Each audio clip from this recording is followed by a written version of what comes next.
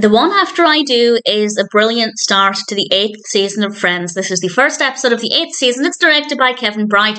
And as always, there will be spoilers from now as I go through the episode and share some thoughts. It gives us some answers that the previous episodes were hinting at, and we still have a little bit of a mystery as well. It starts off with the photographer taking photos of the wedding party, and Ross tells Monica he knows about the baby. Now, at this point, Monica knows that people think that she's pregnant, and she tells Ross that she isn't, and they realise, well, who is it? And Phoebe realises it must be Rachel. She looks at Rachel, and Rachel, slightly out of view of the others, just shakes her head. And Phoebe did a very sweet thing and said that it was her. And she said that the father was James Brolin, because why wouldn't she?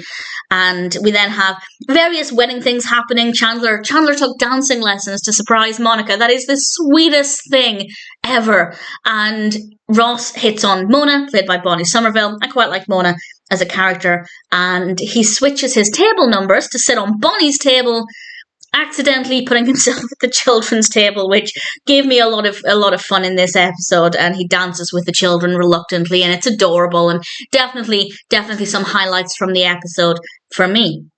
Monica and Rachel are then, well, I was going to say Monica and Rachel are talking about Phoebe's baby, but it's mostly Monica talking, telling her that Phoebe's probably not really aware of how much her life is going to change and how difficult it's going to be raising this baby. I will say she's being quite negative about it. I'm not saying she should automatically go, fantastic, Phoebe's pregnant, this is the best thing ever, but the fact that this is the reality and now she's just saying all of these really negative things, realistic, but kind of negative at the same time, not very supportive. I know she's saying it to Rachel, not Phoebe, but it's still not necessarily a conversation she should be having behind Phoebe's back. And of course, Rachel is very visibly starting to panic, as these are things that she'd not thought about. So to help calm her nerves, she accepts an offer of champagne from the waiter, takes a sip of it, and then realises, hang on, I'm pregnant. She turns so that she thinks she's out of view of Monica, spits the champagne back out, and Monica sees this and realises immediately that it's not Phoebe, it's Rachel.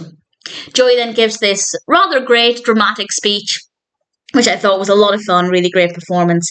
And then Monica confronts Rachel, and this scene is just so fantastic. I don't know if it's moral to play with people's emotions like this, but I think what Phoebe did ultimately was a really great decision, not just for Rachel as a character, but for us as viewers to know what Rachel really is feeling, because they go to the bathroom. For Monica's wedding present, Rachel has agreed to pee on a stick again, and Phoebe is looking at the test, waiting for it to change, and she tells Rachel it's negative. The first test must have been a false positive. And Rachel starts to get visibly upset. And it's very clear that actually she wanted that baby. And we sit with this for maybe a minute. I don't think it was as much as 2 minutes, but certainly about a minute. And then Phoebe says it's positive. And she did this to prove to Rachel how she really feels about it. So on the one hand, maybe not the most moral thing to play with somebody's emotions like that, but at the same time, it proved to be very effective in showing Rachel how she really felt. And as I said, yes, that's important for Rachel, so Rachel can come to terms with how she feels. But I think for us as viewers, there's no ambiguity about how Rachel really feels. I think it's very clear immediately that she wants this child, and yes, it will be difficult, but she definitely wants, I was going to say the baby's name. I won't say the baby's name, just in case you're not that far into the series yet. But I think that's a really, really great scene, and I really liked how it played out. Again, I don't know if it's the most moral thing, but it worked very well. And of course, we still have the mystery of who is the father. And I'd love to know, obviously I know who the father is, but I'd love to know what the reception was like for this. If you remember watching Friends at the time when this was first broadcast, were people guessing who the father was? And if so, were they guessing correctly? I genuinely don't even remember watching this episode for the first time. Something I've mentioned before is that it's very possible I watched these out of order. I used to watch Friends before school on, I think, Channel 4.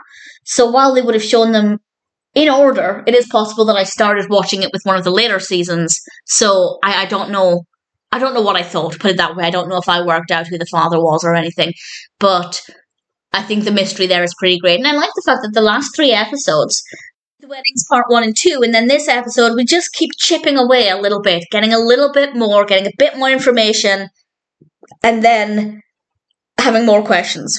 So they're spreading the mystery out, but giving us just a little bit to keep things going. All, of course, with the backdrop of Monica and Chandler's wedding. And what I particularly love about this is that it meant the wedding itself was largely drama-free.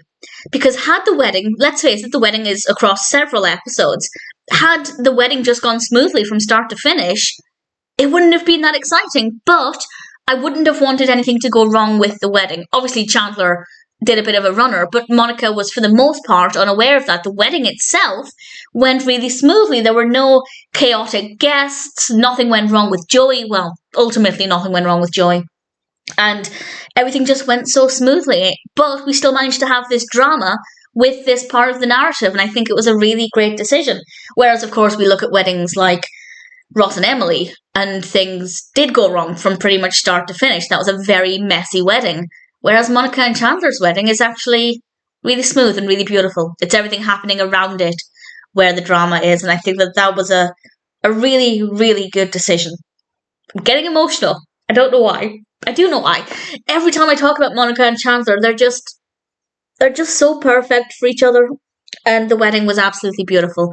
And it's a really strong start to season 8. Needless to say, the one after I do is a pretty fantastic episode of Friends.